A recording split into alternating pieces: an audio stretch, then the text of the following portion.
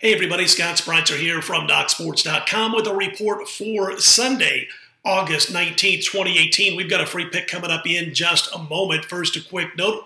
If you've yet to become a member over at DocSports.com, be sure to click on the link below the video. Set yourself up for a free $60 account. Nice way to check out what's going on over at DocSports.com. I think you'll be glad you did. We are now just 6 days away from college football kickoff 2018. I'm pumped. I'm excited.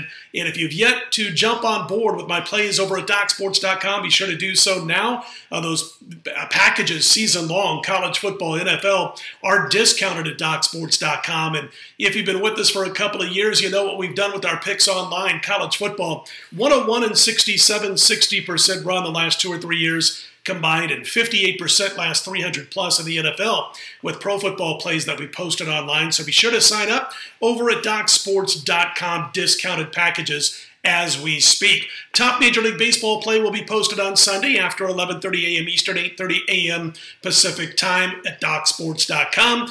We cashed our top play in baseball yesterday, another winner with the St. Louis Cardinals 7-2. Over Milwaukee. We did lose in the CFL action yesterday, and we finished up with a little bit of a profit in NFL preseason play. However, we passed yesterday's NFL, but baseball now 12-3, 80% winning tickets in the month of August, end up about $4,500. Look to keep it going on Sunday. Again, baseball will be posted on Sunday after 11:30 a.m. Eastern, 8:30 a.m. Pacific. Well, as promised, we're going to jump into the American Athletic Conference preview, of course, from a Vegas perspective. I'm not going to dissect every team in the AAC. We don't do that in any of our conference previews because we'd basically be here for about 4 hours if we took apart and detailed every team. And, of course, we'll be talking about these teams throughout the course of the season with individual games, point spreads, and that kind of stuff. So we're just going to let you know where we think your money should be, where our money should be also when it comes to the AAC coming up in the 2018 campaign. Now,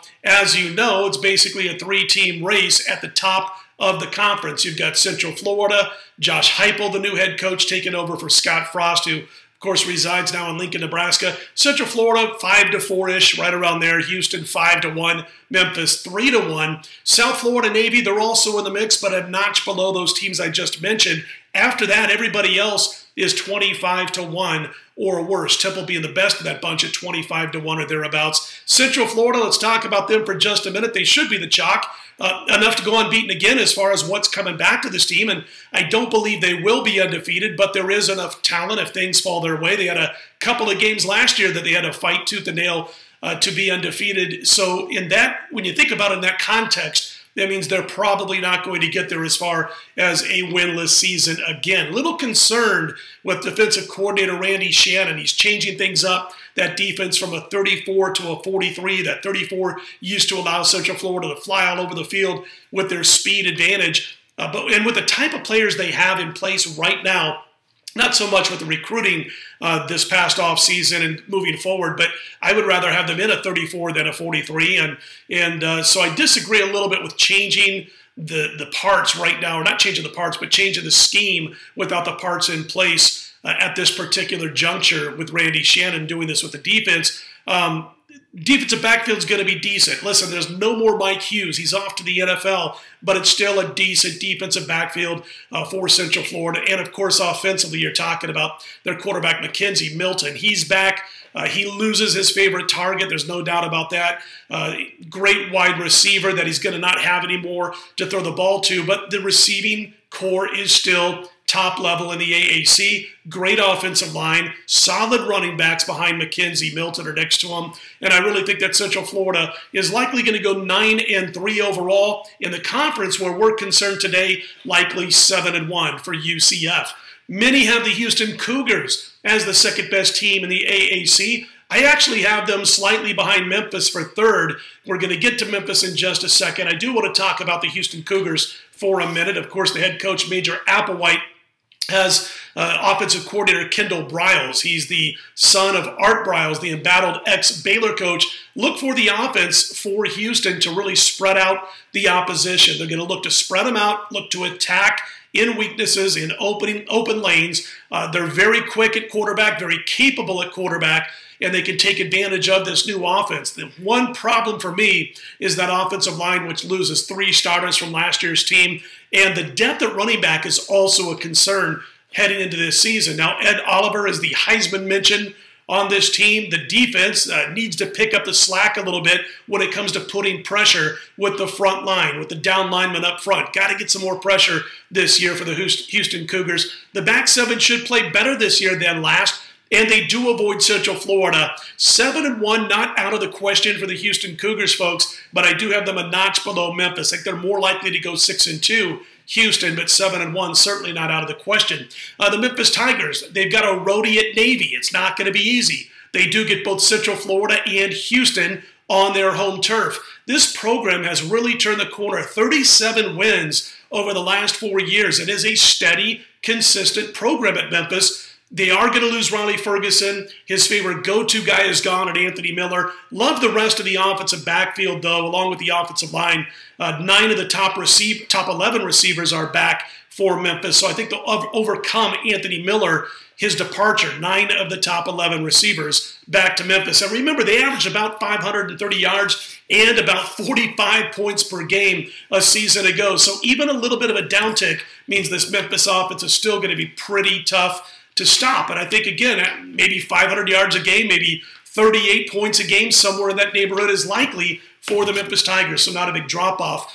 They might not be quite so hot this season when it comes to getting the ball downfield in big chunks. Small drop-off, but still a potent offense. They do get back 8 players on defense, so expect improvements up front and in the back 7. What they do have to do is get better, again, just like Houston, at pressuring the opposing quarterback, and also get better on third downs. They allowed way too big of a percentage to their opposition when it came to third down conversion rates. Memphis, again, they don't have Riley Ferguson, but I think they're worth a play at 3-1, folks. I really do. I think Memphis at 3-1 to win the AAC is a very worthwhile bet if you can find 3-1. Navy and South Florida, they're both going to be good, as mentioned. I think that the 49-7 Navy Bowl win over Virginia will act like a springboard for this upcoming season. Malcolm Perry is about as quick as it gets. He looks like he's on skates half the time. He's going to be the speedster at quarterback. They do lose a lot on defense, but as all academies are, Navy is accustomed to having to replace a lot of star players, a lot of 1s and 2s each and every season. Traveling won't be easy on this Navy team. They open at Hawaii. Now, Hawaii stinks. We all know that. But it's that trip, and then you combine it with others the rest of the season. That could wear the team down a little bit. But they open at Hawaii. They've got a midseason game in San Diego against Notre Dame. So a lot of jumping around, a lot of mileage going to be put on this team. I think they're going to go 5-3 in conference play. Yet another bowl game for the Navy midshipmen.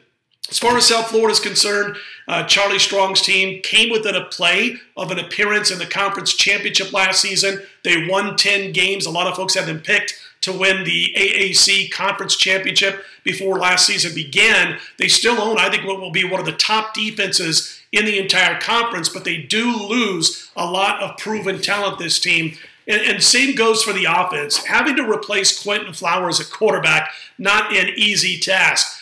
They will be okay at running back, but they lose their top runner and top wide receiver. Running back core had a little bit of depth problems last year. It still might not be real deep, but I think it'll be just fine overall. They averaged about 513 yards of offense, about 38 points per game last year. Might fall a little bit short of that in this particular season because of everything they got to replace in the skill positions, but not a drastic fall off. I think, upwards of 33, 34 points per game likely for this South Florida team. The defensive front and the linebackers, they're going to be down a tad due to graduation. But if any team can afford to be down in those areas, it would be South Florida going into 2018. Secondary should be lights out strong. And if you look at the schedule, 5-3 keeps jumping off the page at me when I look at who they've got to play and where they have to play them. So, Central Florida, the top team in the league. Memphis, I think, is worth a wager at 3-1. I'll be plunking my money down on them.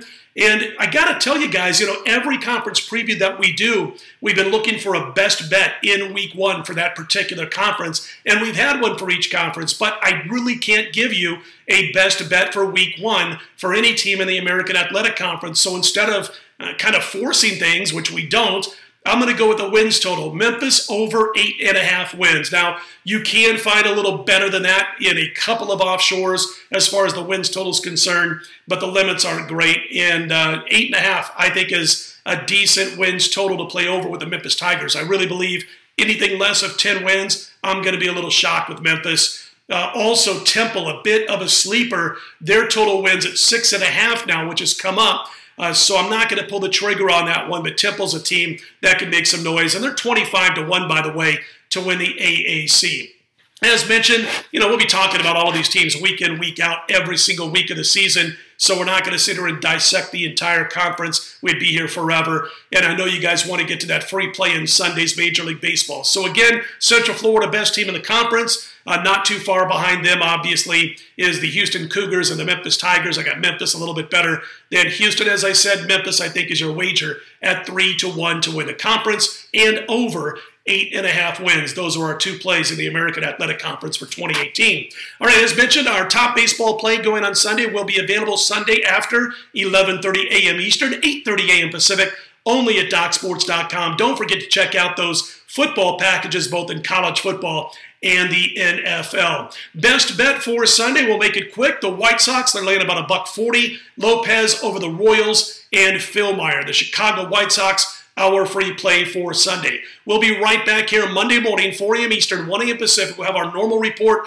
and a full explanation for our free play, so to speak, on Monday's card. But today's Sunday, the White Sox, let's put them in the win column. If you like what you see, be sure to click on that thumbs up button and be sure to subscribe. We appreciate those who have done so thus far. Put Sunday in the win column. We'll say it one more time, and we'll see you back here Monday morning, 4 a.m. Eastern, 1 a.m. Pacific. I'm Scott Spreitzer, DocSports.com.